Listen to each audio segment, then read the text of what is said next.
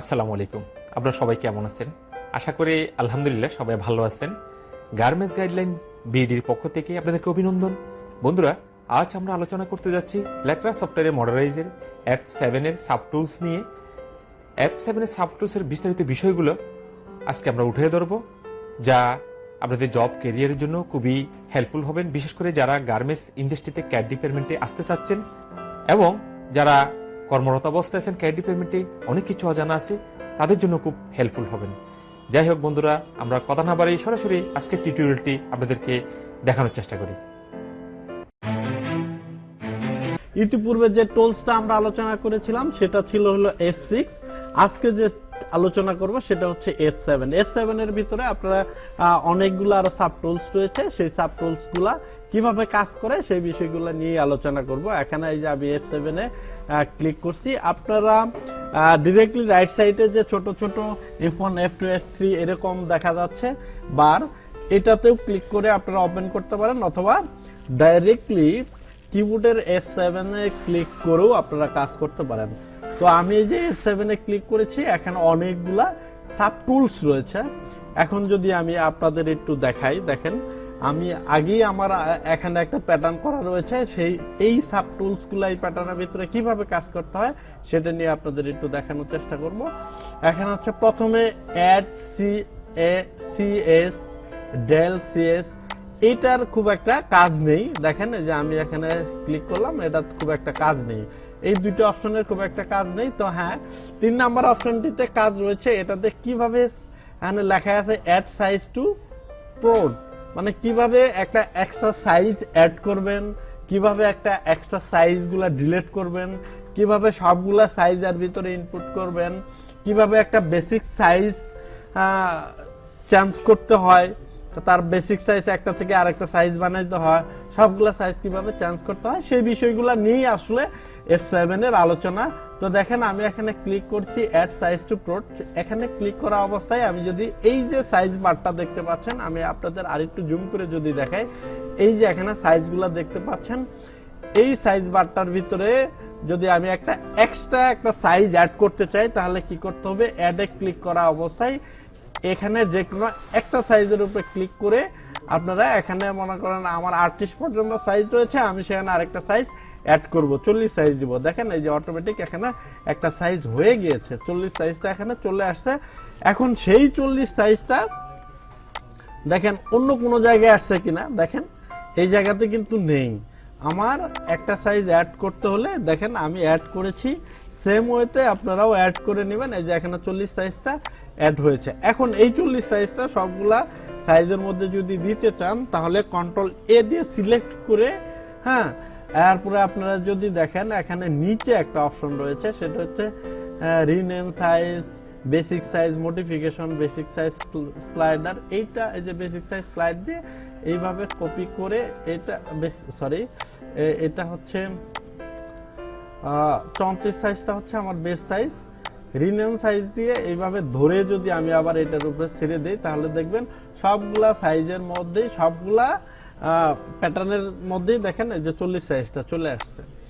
এটাই হচ্ছে একটা সাইজ অ্যাড করার পরে সবগুলা পার্টসের মধ্যে কিভাবে সাইজটা অ্যাড করবেন সেটা হচ্ছে সিস্টেম। তো এই সাইজটা যদি আমি আবার ডিলিট করি তাহলে দেখেন এই সাইজটা কোনো ক্রমে যদি আমার প্যাটার্নের ভিতরে একটা সাইজ বেশি হয়ে যায়, সেটা কিভাবে আমি ডিলিট করব সেটা এখন আপনাদের দেখাবো। এরপরে দেখেন Del size to prod লেখা আছে, তার মানে একটা সাইজ যদি আপনি ডিলিট করতে চান, বাদ দিতে চান, তাহলে এইভাবে সিলেক্ট করা অবস্থায় কার্সারে আপনি যেই সাইজটা ডিলিট করতে চান তার উপরে যদি একটা ক্লিক করেন অটোমেটিক ডিলিট হয়ে যাবে। দেখেন এই যে আমি 3200 ডিলিট করে দিয়েছি, দেখতেই পাচ্ছেন বন্ধুরা। এখানে আমার দুইটা সাইজ ডিলিট করেছি, আমি যদি আরো সাইজ ডিলিট করি, দেখেন এই যে 32 পরে 33 ডিলিট করলাম। এইভাবে আপনারা সাইজগুলা ডিলিট করে নিতে পারবেন। এই এখন ইচ্ছা করলে আবার আমি এখানে অ্যাড করতে পারবো সাইজগুলা। কিভাবে, এই যে পূর্বের নেই, এখানে দেখেন আমি যদি 33 সাইজটা অ্যাড করি, দেখেন 33 দিয়ে আমি এন্টার চাপ দিব, অটোমেটিক এখানে 33 সাইজটা চলে আসছে। আবার মনে করেন আমার 32 সাইজ দরকার আছে, তাহলে এইভাবে ক্লিক করে হ্যাঁ সিলেক্ট করে এখানে যদি 32 আমি লিখে দিই, দেখেন অটোমেটিক আমার এখানে 32 সাইজটা অ্যাড হয়ে গিয়েছে। এখন মনে করেন 40 সাইজ দরকার, সেক্ষেত্রে আমি কি করব, আবার 40টা এখানে লিখে এন্টার চাপ দিব, অটোমেটিক এখানে 40 সাইজটা চলে আসছে। এই হচ্ছে কিভাবে সাইজ অ্যাড করবেন, কিভাবে সাইজ ডিলিট করবেন। এখন যে অপশনটা নিয়ে আলোচনা করব, এই অপশনটা হচ্ছে একটু ব্যতিক্রম। আপনারা এই যে অ্যাড সাইজ টু প্লট, এখানে একসাথে অনেকগুলো সাইজ আপনি অ্যাড করতে পারেন। এখানে দেখেন আমি এটাতে ক্লিক করে এখানে আমি মনে করেন 40 42 দিলাম।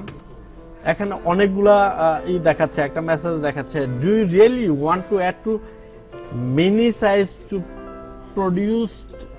এটা এইভাবে একটা মেসেজ দিয়েছে। আমি মেসেজটা যদি চাই তাহলে ইয়েস দিব। দেখেন অনেকগুলো সাইজ এর সাথে চলে আসছে।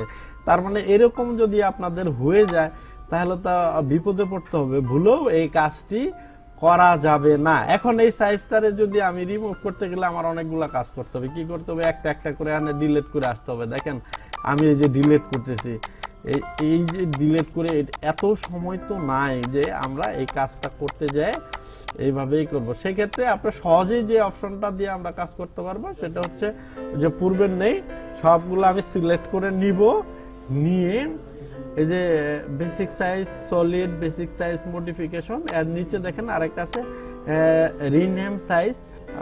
এই যে এইভাবে দিলাম, সিলেক্ট করলাম রিনেম। এটা সাধারণত এইভাবেই হয়ে থাকে। আমি এই যে এখন দিলাম, এই যে দেখেন হয়ে গেছে, আমার এটা অ্যাড হয়ে গেছে। এটা হচ্ছে শর্টকাট ওয়ে। আর ওইভাবে গেলাম তো না, যেভাবে আমি একটা একটা করে ডিলিট করতেছিলাম তাহলে অনেক সময় লেগে যেত। তো বন্ধুরা, এই হচ্ছে আমাদের বিপদে পড়লে কিভাবে এই সফটওয়্যারে উদ্ধার হওয়া যায় সেই সিস্টেমও এখানে রয়েছে। এখানে আরেকটা বিষয়, সেটা হচ্ছে ব্রেক।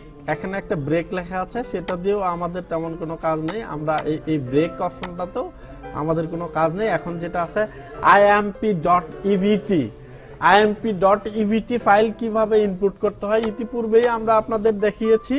এখন আপনাদের দেখাবো যে আবার রিভাইজ দেখাচ্ছি। দেখেন কোনো সাইজ যদি আমরা ইনপুট করি, পূর্বের থেকে আমরা বানিয়ে নেই, অথবা সাইজ যদি আমরা ইনপুট করি, সেক্ষেত্রে কিভাবে ইনপুট করতে হবে, imp.EVT এটাতে ক্লিক করে আমাদের এই বারটাতে চলে আসতে হবে। আসার পরে দেখেন এখানে যদি কোনো সাইজ এখানে আমার বানানো নাই, যার কারণে আমি ইনপুট করতে পারতেছি না। এখন আমি একটা সাইজ আপনাদের দেখেন ডেস্কটপে আমি একটা সাইজ বানায় নেই।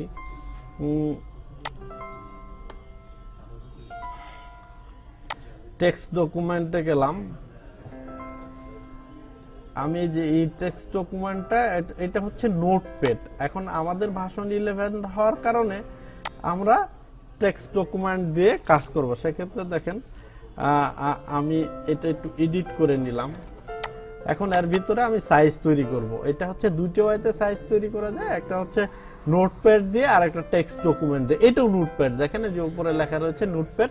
তো আমরা প্রথমে লিখব ALPHA আলফা, এরপরে যদি আমি সাইজ দিতে চাই 2, মনে করেন 4, এরপরে স্টার দিয়ে আমি বেস সাইজ মনে করেন 6, এরপরে হচ্ছে 8, এরপর 10।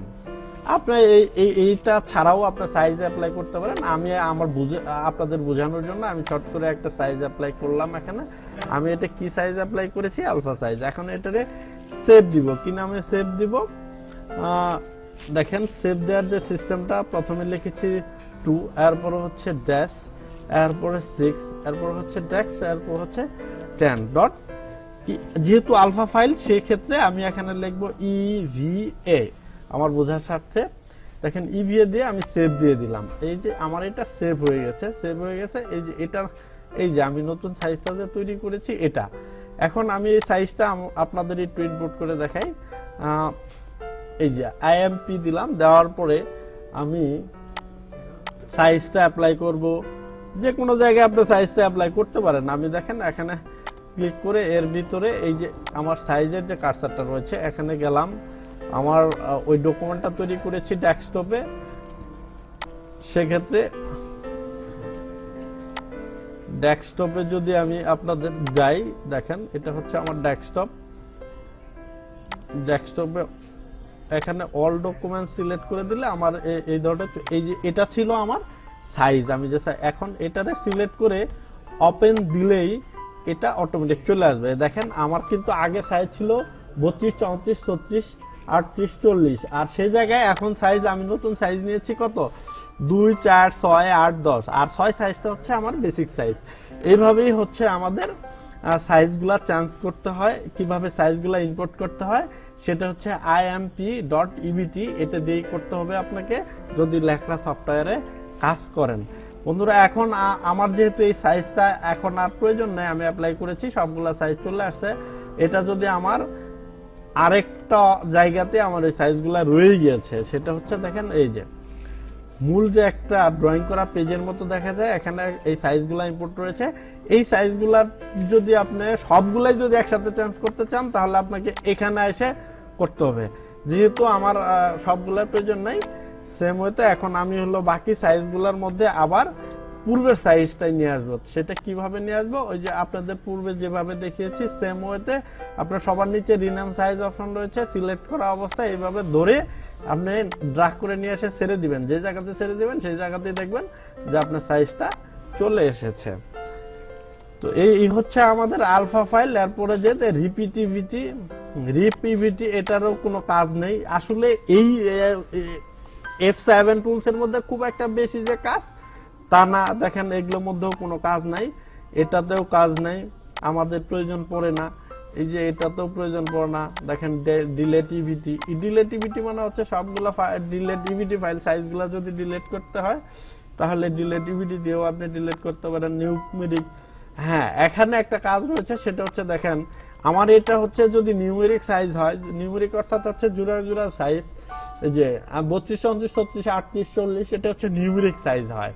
আমি কিন্তু আলফা সাইজ দিয়ে নিয়েছি, আলফা সাইজ দিয়েও আপনি নিতে পারবেন। বাইরের যদি নিউমেরিক সাইজ থাকে সেক্ষেত্রে আপনি এখানে নিউমেরিকে ক্লিক করে চাপ দিলেই বুঝতে পারবেন যে আসলে এটা আলফা সাইজ না নিউমেরিক সাইজ। নিউমেরিক সাইজ হলো না, দেখেন বক্সের ভিতরে আর একটা বক্স চলে আসছে। আর যদি আমি আলফাতে ক্লিক করি, দেখেন আলফা সাইজ ক্লিক করে এখানে ছেড়ে দিলে এই যে সাইজটা শুধু একটা বক্স দেখতে পাচ্ছেন সেটা হচ্ছে আলফা সাইজের বক্স। এইভাবেও আপনারা এটা চেক করে নিতে পারেন। এখন আমাদের যে সবার নিচে আরো কয়েকটা অপশন রয়েছে, এই মাঝখানের অপশনগুলোতে তেমন কোনো কাজ নেই। এখানে নিউমেরিক আলফাতে আমরা করলাম সাইজ গ্রুপিং এও আমাদের প্রয়োজন পড়ে না। এখানে হচ্ছে এই যে সাইজ গ্রুপিং করতে হলে আপনাদের এইভাবে সিলেক্ট করে নিয়ে কাজ করতে হবে, তো আমাদের এটাও প্রয়োজন পড়ে না, এটা নিয়ে আমি আলোচনা করব না। এখন আপনাদের যে বিষয়টা নিয়ে আলোচনা করব সেটা হচ্ছে কিভাবে আমাদের বেসিক সাইজগুলো পরিবর্তন করতে হয় সেটা আপনাদের দেখাবো। দেখেন আমার বেসিক সাইজ এখানে রয়েছে কত 34। আমি যদি আপনাদের আর একটু এখানে এনে দেখাই, দেখেন আমার বেসিক সাইজ 34। অনেক সময় আমরা একটা সাইজ বেসিক সাইজ ধরে প্যাটার্নটা তৈরি করেছি, সেটা হচ্ছে গ্রেডিং করে ফেলছি, সেক্ষেত্রে আমার এখন আর নতুন করে সাইজ ইনপুট করতে গেলে আমার সাইজটা এলোমেলো হয়ে যেতে পারে, আমার প্যাটার্নটা ঠিক নাও থাকতে পারে। তখন আমাদের যেটা করতে হবে সেটা হচ্ছে এই যে বেসিক সাইজ সলিড, আমার যদি এখন মনে করেন বাইরে বলছে যে না তোমার 38 সাইজ বেসিক সাইজ বানাইতে হবে, আমি 38 সাইজের উপরে বেসিক সাইজটা সলিডটা এইভাবে ক্লিক করা অবস্থায় যদি 38-এ ক্লিক করি তখন দেখবেন যে আমার 38 সাইজটা বেসিক সাইজ হয়ে গেছে। এখন এটা করার পরে দেখেন আমার সব জায়গাতেই 38 সাইজটা নিয়ে আসতে হবে। কিভাবে নিয়ে আসবো, এই যে এইভাবে আবার পূর্বের নাই সিলেক্ট করে যে রিনেম সাইজ দিয়ে আমি পূর্বের নেই আবার টান দিলাম, দেখেন সবগুলো আমার 38 সাইজ চলে এসেছে। এটা হচ্ছে এখন আমার 38 সাইজ বেসিক সাইজ হয়ে গিয়েছে। দেখেন আমি আপনাদের যদি দেখাই, একটু আপনাদের দেখাচ্ছি, আমি যদি এখান থেকে এই যে মেজারমেন্টটা নিলাম, এখন 38 সাইজের দেখেন 38 সাইজ, এটা হচ্ছে বেসিক সাইজ, এটা টান দিলে আর যাচ্ছে না। এরপরে হচ্ছে 40 সাইজ, এটা 40 সাইজের মেজারমেন্ট, 38 সাইজের মেজারমেন্ট 19.5, 36 এর থেকে ছোট, 34 এর থেকে ছোট, 32 এর থেকে ছোট। তার মানে কি হয়েছে 38 সাইজটা আমার বেসিক সাইজ হয়ে গিয়েছে। এখন যদি আবার আমাদের পূর্বের জায়গায় ফেরত যেতে হয় তাহলে কি করতে হবে, পূর্বের ন্যায় আবার আমাকে যেতে হবে বেসিক সাইজ সলিডে, যায় আমি আবার এই যে 34 সাইজটা সিলেক্ট করে দিলাম, অটোমেটিক দেখেন ভেরিয়েন্টের মধ্যে 34 সাইজ চলে এসেছে। এখন আবার সিলেক্ট করে নিয়ে আবার আমাদের এই নিচে যেতে হবে, নিচে যায় এই রিনেম সাইজ দিয়ে যদি আমি চেঞ্জ করি তাহলে আমার গ্রেডিং গুলা ভাঙবে না, গ্রেডিং যা আছে তাই থাকবে। এটা কিন্তু অন্য ওয়েতেও করা যায় মডিফাইটা, আমি আপনাদের ওই ওয়েটা না দেখিয়ে জেনুইন ওয়েতে আপনাদের প্যাটার্ন ঠিক থাকবে, আপনাদের গ্রেডিং নষ্ট হবে না, যে সিস্টেমটা আছে সেটাতে আমরা কাজ করলাম, দেখালাম। এখন আরেকটা সাইজ রয়েছে, দেখেন বেসিক সাইজ, স্লাইডার পরে basic size modification. Basic size আপনি মডিফাই করতে পারেন। এখন দেখেন আমি যদি এটারে 34 সাইজ না করে অন্য সাইজ যদি করি, এই দেখুন, এই যে আমি মাউসের রাইট বাটন ক্লিক করে এখানে আপনাদের আসতে হবে, একটা একটা করে সাইজ আপনাদের যদি চেক করতে চান। দেখেন আমি এখানে এই যে নেক্সট মার্চ দিয়ে ক্লিক করে আমি যদি 32 সাইজটা দেখতে চাই, এরপরে হচ্ছে কিবোর্ড থেকে F9 ক্লিক করলে আমি 32 সাইজটা চলে আসছে। আবার দেখেন এই হচ্ছে আমাদের S7 টুলসের কাজ। তো বন্ধুরা, সর্বশেষ যে টুলসটা রয়েছে রিনেম সাইজ, এটা তো আপনাদের দেখালামই। এটা রিনেম সাইজ এইভাবে সিলেক্ট করে নিয়ে কন্ট্রোলে দিয়ে সিলেক্ট করে নিয়ে আপনি যদি সাইজটা রিনেম করতে চান, সাইজটা পরিবর্তন করতে চান, এইভাবে আপনার ক্লিক করলে আপনার সাথে দেখবেন যে এরকম লক হয়ে গেছে সাইজগুলো, নিয়ে অন্য আরেকটা সাইজের উপরে ছেড়ে দিলে আপনার এটা হয়ে যাবে। তো বন্ধুরা, আমাদের এই পর্যন্তই হচ্ছে F7 টুলসের কাজ। আপনারা যদি আমাদের পূর্ববর্তী ভিডিওগুলো না দেখে থাকেন অবশ্যই দেখে নেবেন। একটার সাথে একটা টুলসের লেজও রয়েছে, আপনারা একটা না বুঝলে আরেকটা বুঝবেন না। বন্ধুরা, আজকে আপনাদেরকে টোটাল F7 এর সাবটুলস নিয়ে টিউটোরিয়ালটি দেখানোর চেষ্টা করেছি। আজকে টিউটোরিয়ালের সম্বন্ধে যদি কোনো কিছু জানার থাকে কমেন্টস বক্সে কমেন্টস করবেন, আর যদি কোনো হেল্প এসে থাকেন চ্যানেলটি সাবস্ক্রাইব করে রাখবেন, পরবর্তী যেন সরাসরি নোটিফিকেশন চলে যায়। আজ এখানে শেষ করতে চাচ্ছি। গার্মেন্টস গাইডলাইন বিডির পক্ষ থেকে আবারও অভিনন্দন। ভালো থাকবেন, সুস্থ থাকবেন, নিরাপদে থাকবেন। আল্লাহ হাফেজ।